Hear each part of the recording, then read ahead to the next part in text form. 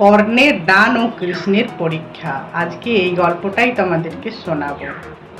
মহাভারতের যুদ্ধ শেষ হয়েছে। একদিন পাণ্ডবরা বসে আলোচনা করছিলেন কে সবচেয়ে বড় দাতা।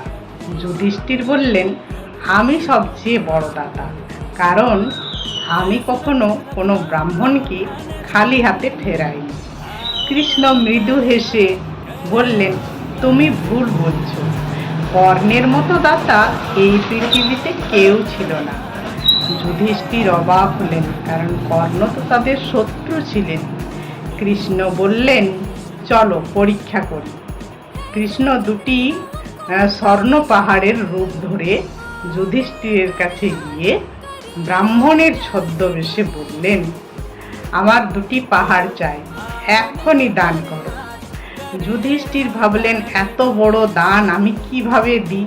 তিনি বললেন, কয়েকদিন সময় দিন, ব্যবস্থা করে দেব। কৃষ্ণ তখন একই রূপে কর্ণের কাছে গেলেন।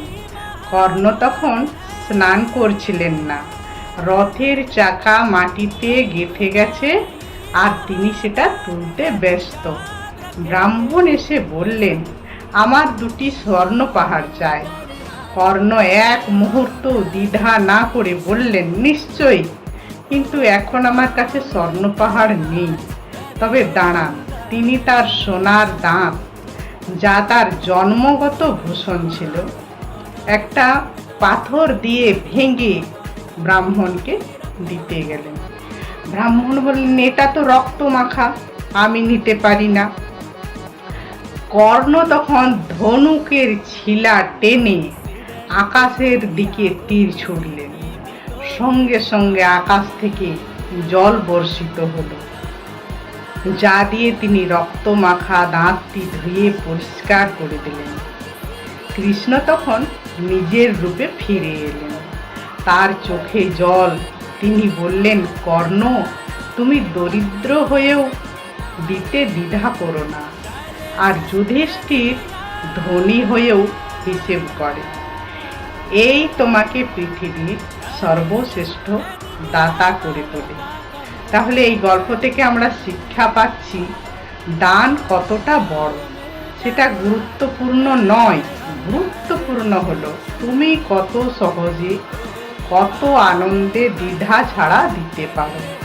তোমার কাছে যা আছে তা যদি অল্প হয়, তবু পুরো হৃদয় দিয়ে দিলে সেটাই সবচেয়ে বড় দান।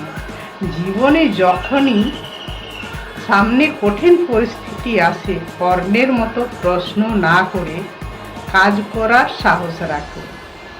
আমার কাছে কি নেই এই চিন্তা না করে আমার কাছে কি আছে সেটা নিয়েই এগিয়ে যাও। বন্ধুরা, আমার এই গল্পটি ভালো লাগলে চ্যানেলটিকে সাবস্ক্রাইব করে পাশে থাকো। ধন্যবাদ।